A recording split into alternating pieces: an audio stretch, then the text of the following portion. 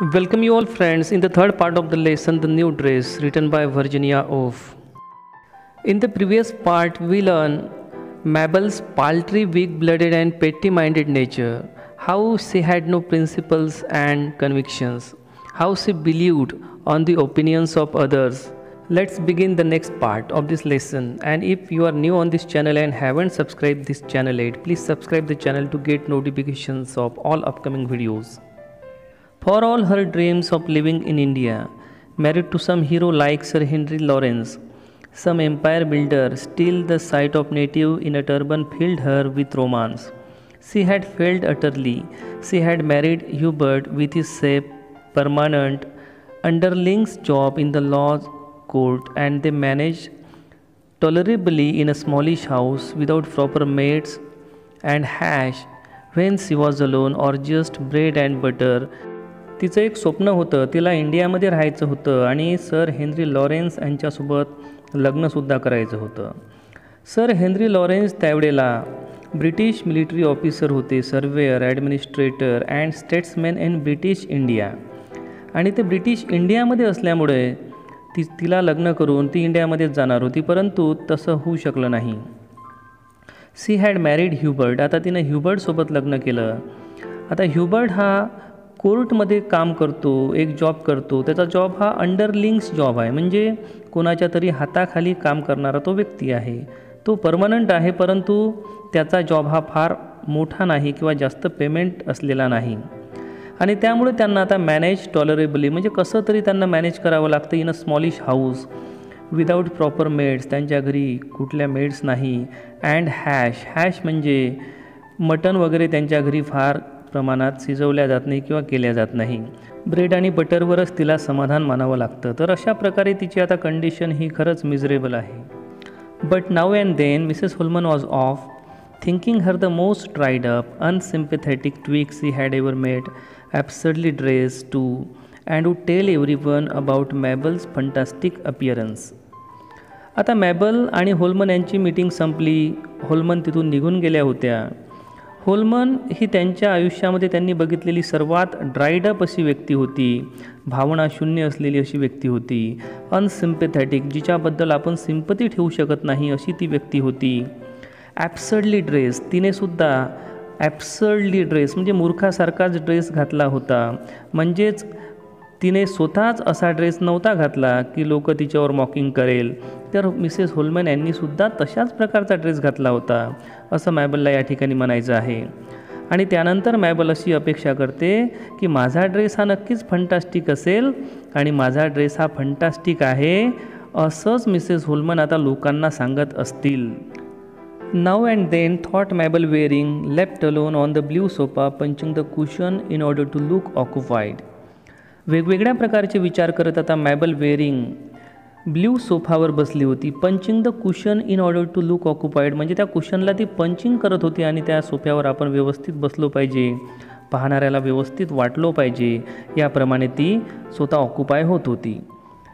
For she would not join Charles but and Rose Shaw chattering like magpies and perhaps laughing at her by the fire place.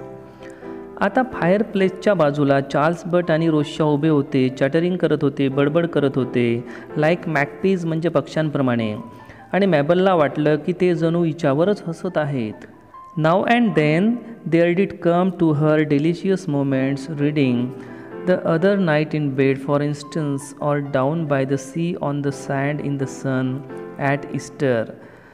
आता लगेचच ती दुसऱ्या मूडमध्ये जाते. तिला आठवण होते की आपण कुठल्या तरी पुस्तकांमधले काहीतरी चॅप्टर्स वाचत आहोत, ज्यामध्ये तिला असं वाटतं की आपण डाऊन बाय सी म्हणजे समुद्राच्या बाजूला कुठेतरी आपण सँडवर गेलेले आहो, इन द सन म्हणजे सूर्याच्या उन्हामध्ये, at Easter let her recall it. आणि तो प्रसंग इस्टरचा आहे. इस्टर म्हणजे the most important festival of the Christian church, celebrating the resurrection of Jesus Christ.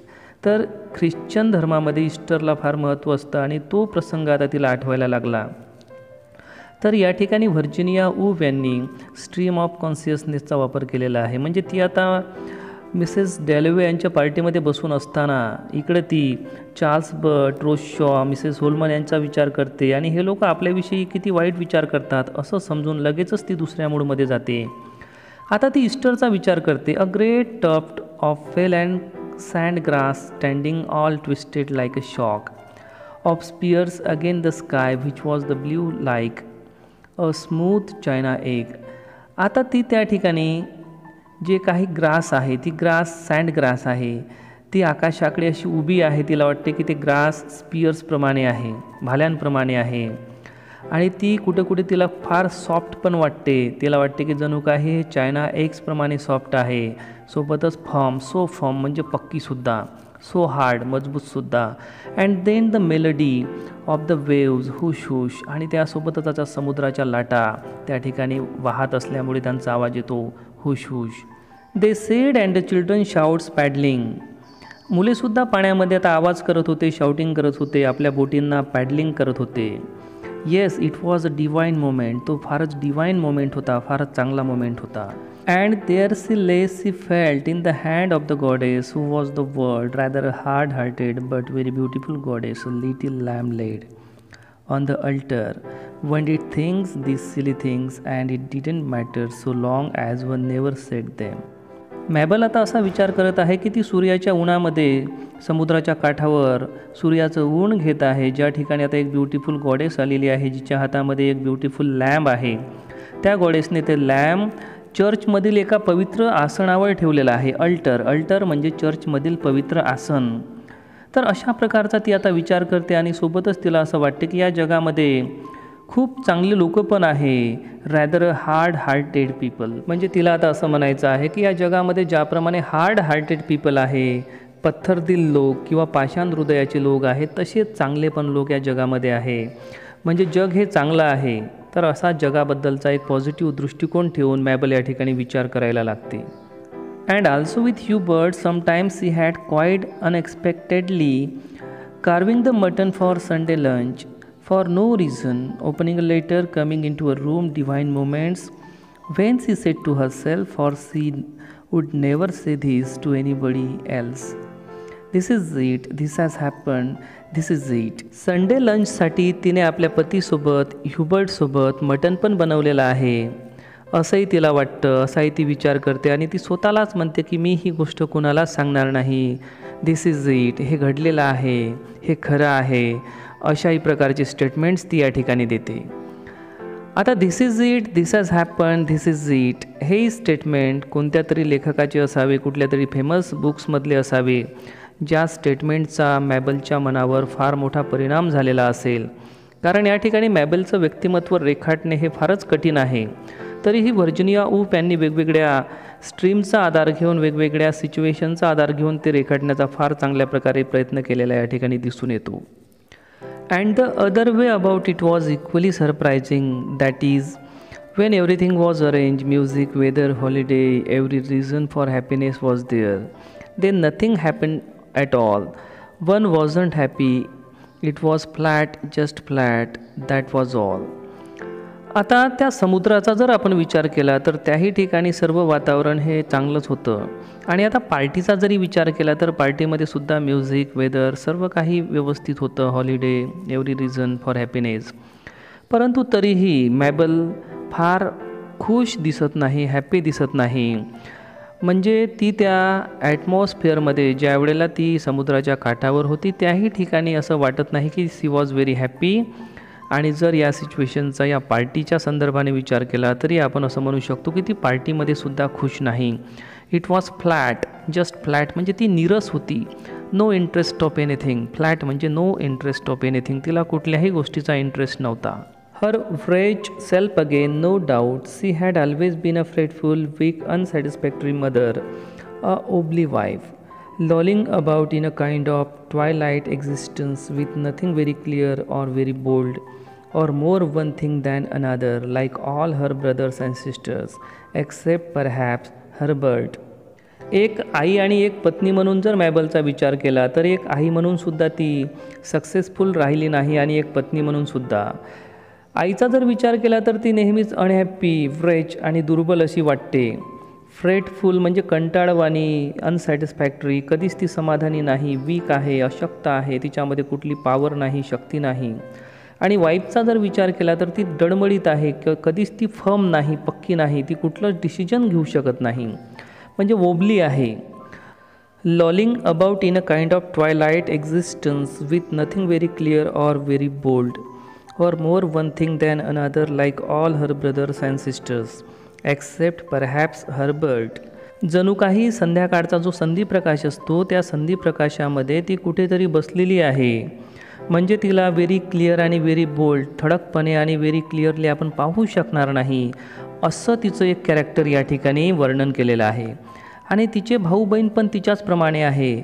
जर फक्त हर्बर्टचा जर विचार केला तर तोच थोडा वेगळा आहे, मात्र तिचे बाकीचे सगळे भाऊ बहीण तिच्याचप्रमाणे विचार करणारे आहे. They were all the same poor water Wien creatures who did nothing. आणि ते सुद्धा तिच्याचप्रमाणे पुअर वॉटर वेन क्रिएचर्स होते, म्हणजे एखाद्या सर्वसाधारण पाण्यामध्ये रेंगणारे क्रिएचर्स जे काहीच महत्त्वाचं असं करत नव्हते, म्हणजे तिचे भाऊ बहीण. Then in the midst of this creeping crawling life, suddenly she was on the crest of a wave. आणि आता तिला परत त्या पार्टीमधल्या तिच्या अस्तित्वाची जाणीव होते आणि तिला असं वाटतं की क्रेस्ट ऑफ अ वेव म्हणजे आता फार मोठी लाट येणार आहे आणि त्या लाटेवर असलेली मी आहे. मी म्हणजे कोण, तर एक fly. Where had she read the story that kept coming into her mind about the fly and the saucer? आता तिने ही फ्लाय आणि सॉसरची जी कल्पना आहे ती कोणत्या स्टोरीमधून तिने वाचलेली आहे हेही आपल्याला माहीत नाही. स्ट्रगल्ड आउट, जी स्ट्रगलिंग करत आहे. Yes, she had those moments but now that she was 40. They might come more and more seldom. By degrees she would cease to struggle any more but that was deplorable. आता ज्याप्रमाणे जर तिच्या वयाचा आपण विचार केला तर तिला 2 मुले आहे, तिचं वय जवळजवळ 40 वर्षाचं आहे. तर अशा वयाच्या व्यक्तीने असे क्षुल्लक विचार करू नये असं लेखिकेला या ठिकाणी वाटतं. By degrees she would cease to struggle any more म्हणजे आता तिने फार मोठ्या प्रमाणात अशा प्रकारचा स्ट्रगल करण्यापासून सीज केलं पाहिजे, स्वतःला थांबवलं पाहिजे असं लेखिकेला वाटतं. बट दॅट वॉज डिप्लोरेबल म्हणजे अत्यंत ते वाईट आहे, शोचनीय आहे. म्हणजे आता मॅबल ही गोष्ट बिलकुलच करू शकत नाही. ती स्वतःला फ्लाय समजत आहे आणि कुठल्या तरी लाटेसोबत ती आता वाहून जाण्याच्या विचारामध्ये आहे. That was not to be endured. That made her feel ashamed of herself. आता तिची वाईट परिस्थिती, तिचं दारिद्र्य, पॉवर्टी, तिच्याकडे छान छान कपडे नसणं, ह्या सर्व गोष्टींमुळे त्या पार्टीमध्ये तिचा अपमान झाला असं तिला वाटत आहे. ॲक्च्युली अपमान झाला की नाही झाला हाही एक संशोधनाचाच विषय आहे, परंतु तिला आता असं वाटतं की माझा अपमान झाला कारण मी गरीब आहे आणि या गरिबीला कारणीभूत माझी फॅमिली आहे, माझं सर्व बॅकग्राऊंड आहे असं तिला वाटतं. आणि आता तिची मानसिकता झाली की ती एक फ्लाय आहे जी एका सॉसरमध्ये असलेल्या दुधामध्ये पडली, जी स्ट्रगलिंग करत आहे to reach the end of the saucer, to reach the edge of the saucer from where she can fly and save herself. पण त्यासोबतच तिला वाटते की आता ती फ्लाय त्या दुधामधून बाहेर येऊ शकणार नाही आणि तिथेच ती ड्राऊन होईल, बुडून मरेल. आता तिच्याकडे कुठलीही शक्ती नाही आणि जे काही आता घडत आहे ते इनड्युरेबल आहे, म्हणजे आता तिच्या सहनशक्तीच्या पलीकडचं आहे. आणि ह्या सर्व गोष्टींमुळे तिला तिचीच स्वतःचीच लाज वाटायला लागली. She would go to the London library tomorrow. She would find some wonderful helpful astonishing book, quite by chance a book by a clergyman, by an American no one had ever heard of. Or she would walk down the Strand and drop accidentally into a hall where a miner was telling about the life in the pit, and suddenly she would become a new person. She would be absolutely transformed. आता लगेचच ती दुसऱ्या भावविश्वामध्ये गेली.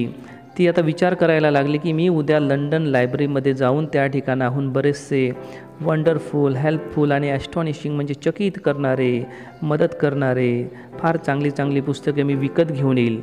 आणि त्यामध्येच एक by chance क्लर्जीमॅन यांचं पण पुस्तक असेल. क्लर्जीमॅन हे अमेरिकन आहेत. तिला त्या क्लर्जीमॅनची माहिती आहे, परंतु त्या क्लर्जीमॅनबद्दल फार काही लोकांनी ऐकलेलं नाही. No one had ever heard of म्हणजे लोकांना काही फार माहिती नाही. त्यासोबतच ते बुक घेतल्यानंतर ती परत खालच्या एका मार्गाने म्हणजे समुद्राच्या किनाऱ्याच्या जवळ असलेला जो एक अरुंद रस्ता आहे स्ट्रँड, त्याने ती चालत जाईल आणि योगायोगाने किंवा अपघाताने ॲक्सिडेंटली ती एका हॉलमध्ये एंटर करेल, ज्या ठिकाणी एक मायनर म्हणजे खाणकाम करणारा व्यक्ती लोकांना त्याची कहाणी सांगत असेल, त्याच्या जीवनाची कहाणी सांगत असेल. म्हणजे त्याने पीठमध्ये म्हणजे खाणीमध्ये कसे दिवस काढले, कसं काम केलं. तर हे सर्व झाल्यानंतर तिला असं वाटतं की suddenly she would become a new person. ती आता न्यू पर्सन होईल आणि she would be absolutely transform. ती पूर्णतया बदलेल, ती ट्रान्सफॉर्म होईल. ती आता पूर्वीची मॅबल राहणार नाही, ती एक वेगळ्या प्रकारची मॅबल बनेल. असाही आता तिने विचार या ठिकाणी सुरू केला.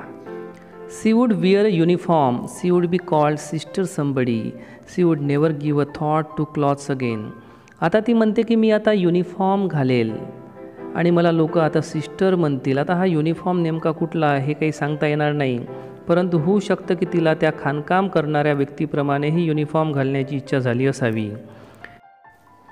And for ever after she would be perfectly clear about Charles Burt and Miss Milan and this room and that room and it would be always day after day as if she were lying in the sun or carving the mutton it would be it.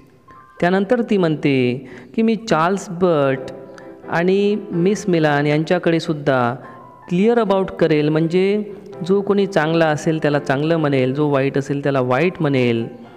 आणि this room आणि that room, this room म्हणजे तिच्या घरची room किंवा miss मिलानच्या घरची room, ज्या ठिकाणी सर्व वस्तू अस्ताव्यस्त पडल्या होत्या, आणि मिसेस डॅलवेच्या घरची रूम, ज्या ठिकाणी सर्व काही व्यवस्थित होतं.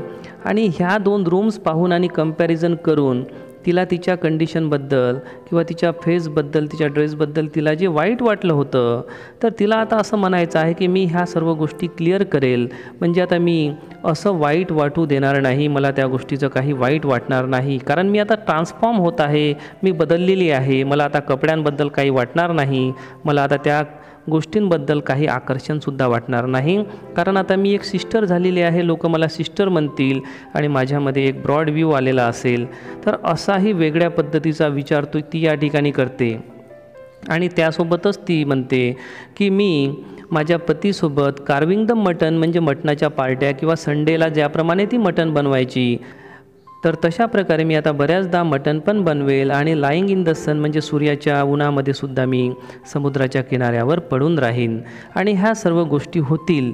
इट वूड बी इट म्हणजे ह्या सर्व गोष्टी होणार आहे, होतील. So she got up from the blue sofa and the yellow button in the looking glass got up too and she waved her hand to Charles and Rose to show them she did not depend on them. One scrap and the yellow button moved out of the looking glass and all the spears were gathering into her breast as she walked toward Mrs. Dalloway and said good night.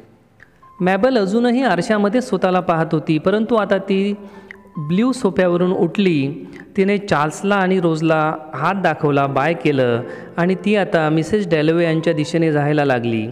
जशी ती तिकडे जायला लागली तर तिला असं वाटलं की त्या ड्रेसमध्ये ज्या पिन्स लावल्या होत्या त्या तिला रुतत आहे असं तिला वाटलं. आणि ज्यावेळेला तिने रोजला आणि चार्ल्सला बाय केलं त्यावेळेला तिने हेही सांगण्याचा प्रयत्न केला की मी आता तुमच्यावर डिपेंड नाही, मला आता तुमच्या मताची पर्वा नाही, मी माझ्या स्वतःच्या मताने माझं जीवन जगेल. असा थोडा एक पॉझिटिव्ह दृष्टिकोन व्यक्त करत ती त्या ठिकाणाहून उठली आणि आता मिसेस डॅलवे यांच्याकडे जाऊन तिने तिला गुड नाईट म्हटलं. But it's too early to go, said Mrs. Dalloway, who was always so charming. आता मिसेस डॅलवे ज्या नेहमी चार्मिंग दिसत होत्या त्या मॅबलला म्हणाल्या की Mabel it's too early to go म्हणजे तू एवढ्या लवकर का जात आहे, फार वेळ तर झाला नाही. त्यावर मॅबल म्हणते I am afraid I must, said Mabel Waring. मला आता भीती वाटत आहे, मी आता इथून गेलं पाहिजे. But she added in her weak, wobbly voice, which only sounded ridiculous when she tried to strengthen it, I have enjoyed myself enormously. Mrs Dalloway यांनी मॅबलला म्हटल्यावर मॅबल परत म्हणते की मी या पार्टीमध्ये फार एन्जॉय केलेलं आहे. I have enjoyed my self enormously म्हणजे मी फारच एन्जॉय केलेलं आहे. परंतु हे म्हणताना तिच्या आवाजामध्ये जे कमजोरपणा दिसतो, ती वीक दिसते, डळमळीत दिसते, ओबली दिसते आणि तिच्या बोलण्यातून असा कुठलाही कॉन्फिडन्स व्यक्त होत नाही की तिने त्या ठिकाणी एन्जॉय केलेला आहे. म्हणून तिचं सेंटेन्स, ती जी या ठिकाणी बोलत आहे ते हास्यास्पद वाटतं, रिडिक्युलस वाटतं की मी या पार्टीमध्ये एन्जॉय केलेला आहे. मॅबल जशी या पार्टीमध्ये आली तेव्हापासूनच तिला एक आपण कमी आहो, इन्फेरियर आहो, तर या भावनेने तिला ग्रासलं होतं आणि ती संपूर्ण पार्टीमध्ये शेवटपर्यंत कधीही हॅप्पी नव्हती. परंतु आता मिसेस डॅलवे ज्या होस्ट आहे, ज्यांनी ही पार्टी अरेंज केली होती, त्यांना निरोप देताना, गुड बाय म्हणताना त्यांना तर आता हे सांगावंच लागेल, एक फॉर्मॅलिटी म्हणून ती सांगण्याचा प्रयत्न करते की मी या पार्टीमध्ये फार एन्जॉय केलेला आहे. परंतु हे सांगताना तिच्या बोलण्यामध्ये कुठलंही एन्जॉयमेंट दिसत नाही, कॉन्फिडन्स दिसत नाही. I have enjoyed myself, she said to Mr Dalloway whom she met on the stairs. आणि आता पायऱ्या उतरताना मिसेस डॅलवे यांना भेटल्यानंतर ती पायऱ्या उतरत असते आणि त्या ठिकाणी तिला मिस्टर डॅलवे यांची भेट होते. मिस्टर डॅलवे यांनासुद्धा ती तशीच म्हणते की I have enjoyed my self, म्हणजे मी फार मजा केलेली आहे, खूप एन्जॉयमेंट केलेली आहे, तुमची पार्टी फार छान होती, असं तिला सांगायचं असतं. Lies lies lies, she said to herself going downstairs and right in the saucer. आता खाली जाताना ती मिस्टर डॅलवे आणि मिसेस डॅलवे यांना दोघांनाही खोटी बोलली की I have enjoyed your party. Actually she had not enjoyed any more. पण आता तिला स्वतःलाच माहीत असल्यामुळे ती म्हणते की लाईज लाईज लाईज, मी खोटी बोलत आहे, सर्व काही खोटं आहे. आता परत तिला आपल्या अस्तित्वाची जाणीव होते की मी एक फ्लाय आहे in the saucer, right in the saucer, म्हणजे एखाद्या बसीमध्ये, एखाद्या दुधामध्ये पडलेली माशी आहे आणि मी स्ट्रगलिंग करत आहे, trying to go toward the edge of that saucer to be saved. आपला प्राण वाचवण्यासाठी मी धडपड करत आहे असं तिला जाणवतं. She said to herself as she thank Mrs Barnett for helping her and wrapped herself round and round and round in the Chinese cloak she had worn these 20 years. आणि असं म्हणून ती Mrs Barnett यांना thank म्हणते, धन्यवाद देते, कारण Mrs Barnett यांनी तिला 20 वर्षांपासून चायनीज क्लोक, चायनीज जे झग्गे फ्रॉक्स आहे ते घालण्यामध्ये मदत केलेली असते आणि म्हणून ती बार्नेटला थँक्स म्हणते आणि त्या ठिकाणाहून ती निघून जाते. तर अशा प्रकारे मॅबल वेअरिंग ही त्या पार्टीमध्ये सुरुवातीपासूनच स्वतःला इन्फिरियर समजते, स्वतः एक माशी आहे असं समजते की जी त्या बसीमध्ये ड्राउनिंग होत आहे आणि शेवटपर्यंतसुद्धा ती स्वतःला माशीच समजते. आपण इन्फेरियर आहो, आपण सुपेरियर नाही, हीच भावना तिच्या मनाला खात असते. आणि याला कारणही आहे तिची मेंटॅलिटी, तिची personality.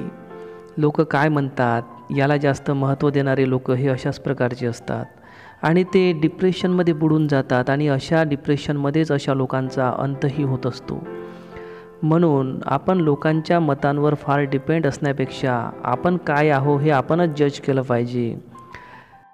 So friends, this is the end of a very long, tough and mysterious lesson by Virginia Woolf. To describe such character like Mabel Waring, she has applied a narrative device like a stream of consciousness, which helps the reader to go in several situations to understand the mentality of a character like Mabel Waring and so on. Friends, I hope you must have liked this lesson properly. If you are new on this channel and haven't subscribed this channel earlier, please subscribe this channel and share this video to your friends if you like this video, and must comment in comment box. Thanks a lot for being with me, for watching my videos. Thank you very much.